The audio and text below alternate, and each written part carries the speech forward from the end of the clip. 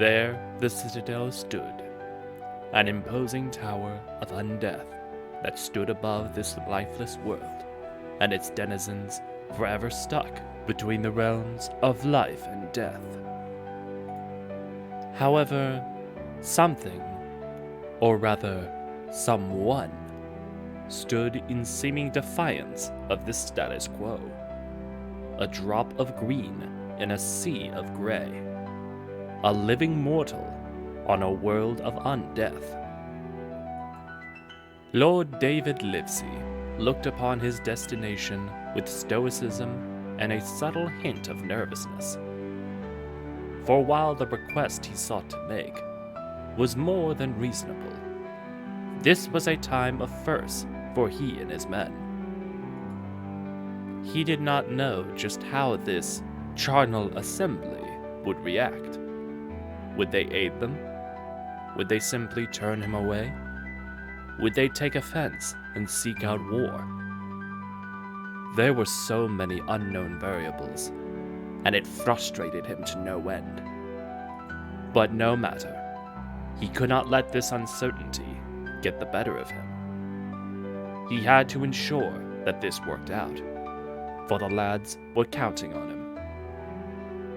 With a deep breath to steady his resolve, he took one step, then two, and proceeded inside.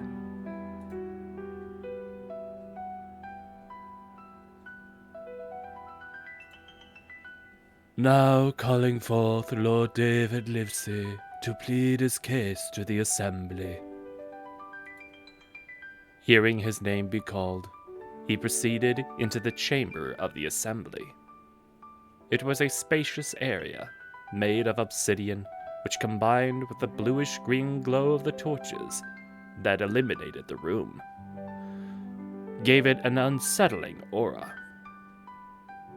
In the center of the room was a simple circular platform, which the Lord now found himself on. Surrounded by a series of raised stone podiums upon which sat several undead of seemingly immense power, each of them gazing into his soul, some with indifference, some with curiosity, while one was obviously amused at this turn of events. Yulon, the Last Watcher, made his amusement known by being the first to speak. Well, isn't this an interesting development?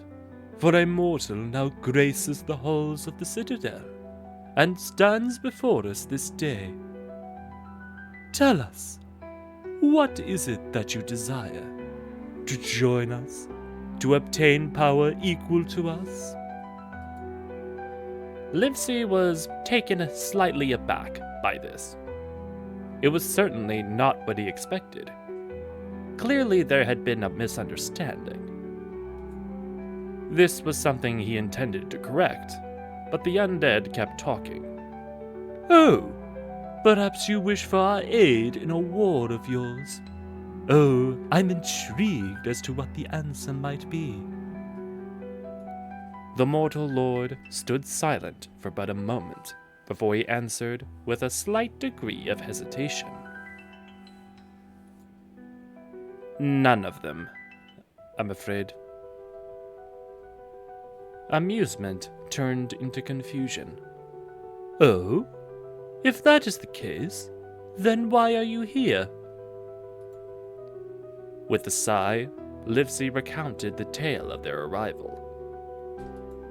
A device we had sought out caused a rift which sent me and my men to this world, with no discernible means of making the journey back. I stand before you now, with the hope that you would be able to help us get back home. The rest of the assembly broke out into hushed whispers for a few minutes, until a pair of twins decided to speak up, each completing the other's sentences in an unsettling display. The assumption that we have such precise control over the rifts is understandable.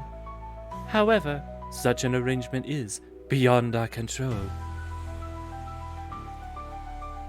There it was, an outcome he feared would take place.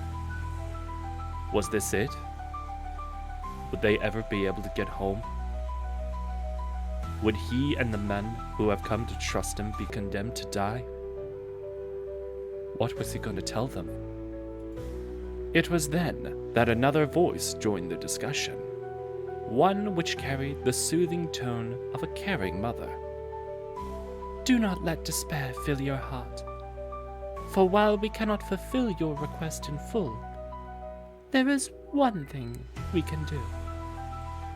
At that moment, a silver bell of intricate design appeared in David's hands. Ring the bell, and it will summon a rift which will take you to a new world, one which will be far more suitable to mortals such as yourself. For but a moment, he couldn't believe what he was hearing. While this wasn't a way home, this was most certainly good news, which he returned with a courteous bow. Thank you. Your kind gesture is deeply appreciated. With a farewell bow, he turned from the assembly and made his way out, his send-off being a single statement from Yulon. I like him. He's nice.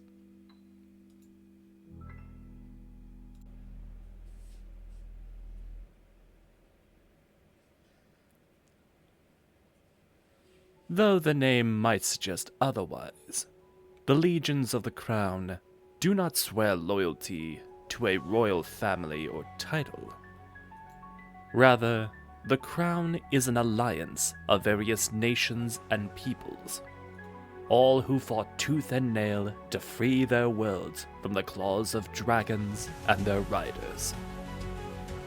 And what would allow the chance for freedom was the invention of gunpowder, an equalizer that would allow them to slay even the most hardy of dragons. But the cost was still great, for thousands would die trying to slay even one dragon. But slowly, one by one, the peoples of the world freed themselves from tyranny, and heroes rose to the challenge presented to them, including the Alliance's rising star, Lord David Livesey, who, through events not of his own making, would bring the War of Liberation to a new world. And it was here they would learn that not all would support the struggle for liberty. For all they had worked for was nearly undone in a single day, thanks to the greed of those that called themselves adventurers.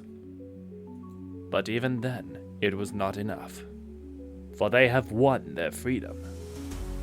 But with the advent of new worlds came the discovery that tyranny still thrived out in the multiverse. And so they continued the struggle, standing as a beacon to all those who suffer under the yoke of tyrants. And there you have it. I certainly hope you enjoyed this coverage of the Legions, and if so, do be sure to leave a like, a comment for the algorithm. I will be sure to respond to as many as I can, and if you want to see more in the future, then subscribe to the channel. It'll all help tremendously. And if you want to see more, click on the video link that's now on screen. YouTube thinks it's the best for you, so check it out. Hope to see you next time.